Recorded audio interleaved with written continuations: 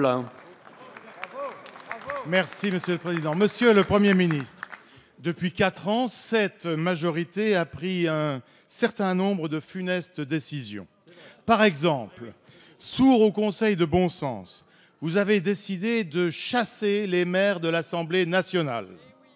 En effet, en 2017, dans moins de 400 jours, ne pourront pas être candidats aux législatives ceux qui sont déchus de leurs droits civiques, c'est-à-dire les assassins, les voleurs et les escrocs et les 36 000 maires de France.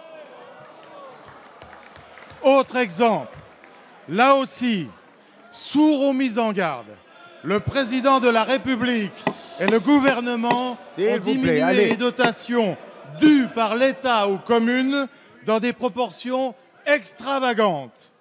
Le résultat ne s'est pas fait attendre. Mis au pied du mur, les maires n'ont pas eu le choix. Les investissements des communes, pourtant indispensables, ont régressé, mettant en difficulté toutes les entreprises de travaux publics.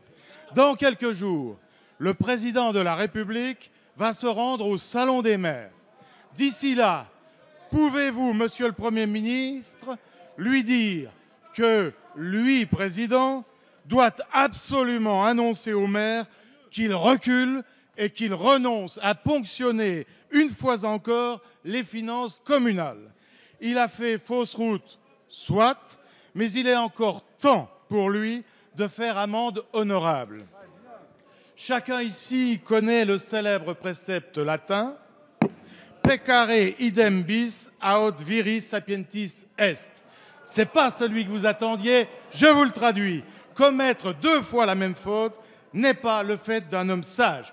Dites-le bien à Madame la ministre de l'Éducation. Merci, le latin, la parole ça peut est servir. à Monsieur le Premier ministre. Manuel Valls.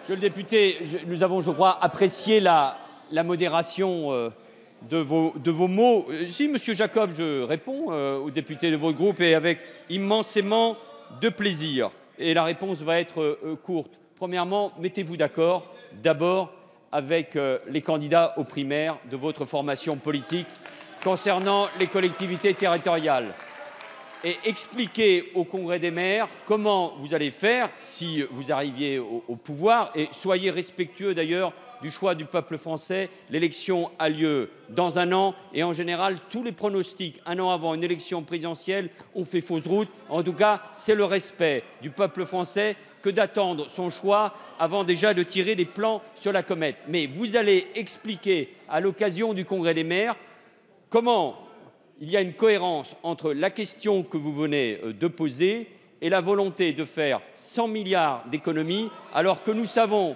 que cela va concerner l'éducation nationale, la police, la gendarmerie, l'hôpital et les collectivités territoriales. Comment les collectivités territoriales vont pouvoir fonctionner alors que des candidats de votre formation politique expliquent qu'il faut des dizaines de milliers de postes de fonctionnaires, et notamment dans la fonction publique territoriale, en moins, alors que vous proposez vous-même 10 à 15 milliards supplémentaires de ponctions sur les collectivités territoriales. Alors, puisque vous voulez de l'éthique, de la responsabilité et de la vérité face aux Français, mettez-vous d'accord d'abord avec vos candidats avant de venir critiquer le gouvernement sur cette question-là. Et deuxième réponse, monsieur le député, oui, nous assumons, et je pense que c'était un engagement pris devant les Français, d'avoir fait voter le non-cumul des mandats. C'est une décision attendue par les Français. Et l'un de vos candidats ment devant les Français quand il explique qu'il va revenir sur cette réforme qui interdira à partir de 2017 le cumul entre un exécutif et un parlementaire, un membre de l'Assemblée nationale ou du Sénat, est une réforme importante. Il ne sert à rien de la combattre, c'est rétrograde. La modernité aujourd'hui, elle va dans ce sens. Merci, Monsieur le Premier ministre. La parole est à Madame